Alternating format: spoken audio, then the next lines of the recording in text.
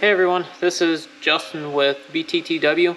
I'm back here with another video, and in this video I'll go through and explain to you a little bit how I come up with pistons and decide what pistons I want to run with my motors. This one's a stroker motor, so it's a little bit more than just picking out the conventional pistons, and I'll explain a little bit more of that in the video on my process. Thanks for joining. Okay, what I'm doing now is trying to figure out the piston, so we've got to figure out the diameter of the bore. I've showed you guys these before, snap gauges. Little spring-loaded jobby. Put them in the cylinder crooked, tighten down the keeper so it locks the spring in, and then you tilt it back square and pull it straight out. And that gives you your diameter. So I'll just show you real quick. So put it in there crooked, tighten it down, kind of push it in and pull it straight out. I'll do that again. That one was a little sloppy. So spring out, put it in place. See how it's in there crooked? Tighten it down, and then pull it straight out. There's your diameter. And then you can take your calipers and measure. We're at 3/428.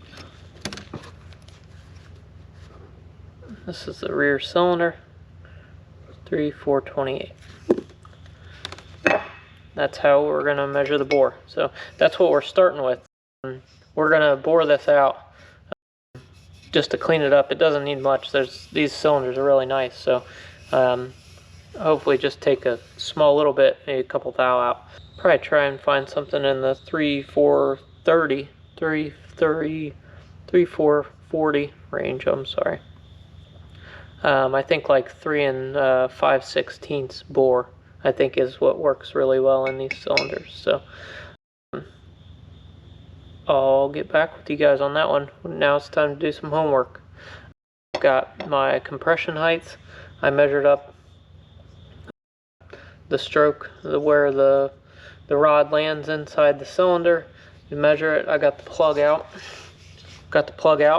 So I can use a depth gauge to measure down. And I just manually put a piston in there by hand.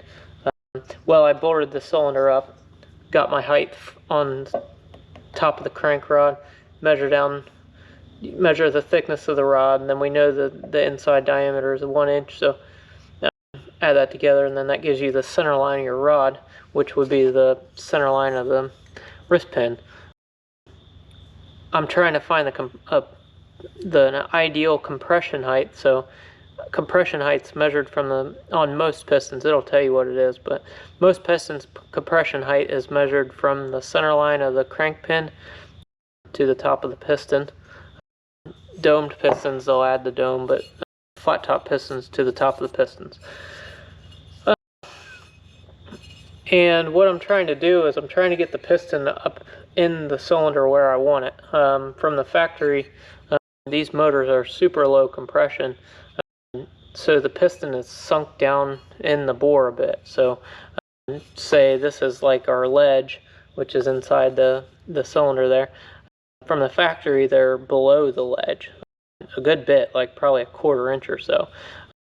I want to get a piston, so we stroked this thing, but I want my piston to be popped up just above the ledge.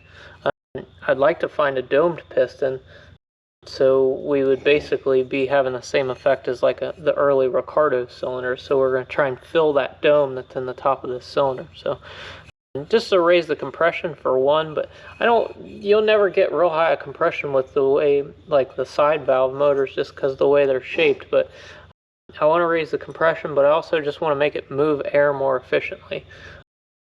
Motors are just big air pumps, or not even big, they're air pumps. So the more efficiently you can make them move air, the better they're going to run.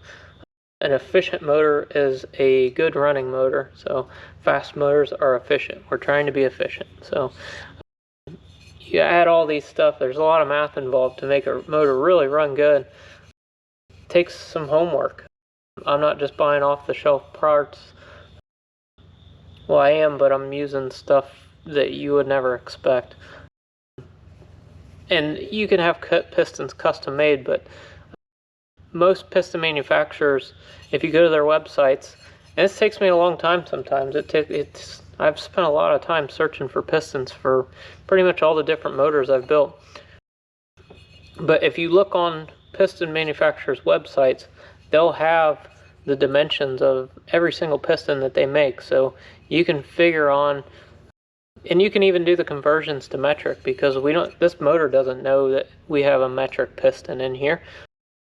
All you have to do is take into account when you're boring this cylinder to match your piston, you got to mic it and everything and set your tolerances and all that stuff, and it doesn't give a crap if it's a Japanese piston. So with that being said, you look through the piston manufacturer's specs and find a piston that's going to work for our application. So I'll find one with the correct diameter. The wrist pin is also not super important because I can always make new wrist pin bushings. And that's super easy. So wrist pins don't really matter, just so they're not bigger than 1 inch, which is what the unbushed diameter is. The thickness of them doesn't really matter, because I mean most of them are going to be thicker than what the rods are. What does matter is compression height and diameter. Those are the two main important ones. Then you can go into piston shape and all that stuff. The domes, you can get different height domes. You can all that type of stuff. That's all. Once you figure out the application, or once you figure out your diameter and your wrist pin compression height, like I said, those are the main important parts, and then you can decipher from there how much dome you want, if it's a flat top piston or not, so on and so forth. Unfortunately, there isn't always an absolute perfect, like what if I was going to build a piston, what I would put in there. But there are many that would work really, really well. So, I might sacrifice a little bit on the dome height, but then what I'm sacrificing in dome height, I'm losing in piston weight. So piston weight is important as well. So piston weight is probably more important in these motors than compression. So because the fact of the matter is, you could put all the compression you want to this thing, but it's only going to flow so much anyway. So there's definitely a breakover point with all motors as far as compression. Like some of the early Harleys, I mean, this is stuff that those guys tested back in the 40s and 50s, but they found in like flathead WR stuff back in the day, when they would raise the compression way up, they actually started going backward, losing power, just because there's that efficiency thing that I was talking about a minute ago. So there's a ton of variables, and I could go on and on and on about it, but we're just going to kind of scrape the surface. If you've not researched that stuff, you shouldn't be building a motor right at this point. So you shouldn't be doing what I'm doing. I hope that I can teach you things that are going to get you in that direction, but it takes years and lots of motors, lots of practice, and lots of talking. More than that even is just talking to guys that know more about this stuff than even I do. I absolutely don't know everything. I talk to my one buddy just about every day. We have a phone conversation, and I learn something new just about every time I talk to him. So don't ever discount talking to people that, don't talk to the guys that on the internet are quote unquote building the fastest motors or whatever.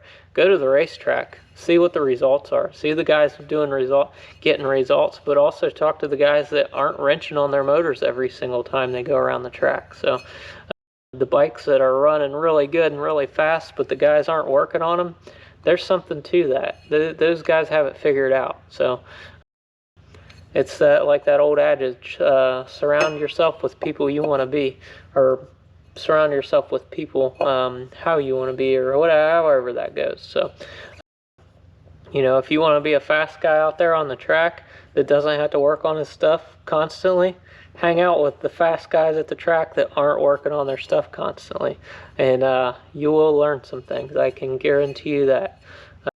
Just be a sponge. That's the biggest thing that I've realized over the years is I'm a very humble person. I think that's a very important quality in anybody. And if you're humble and willing to learn, people are willing to teach you. So I'm going to leave it on that note.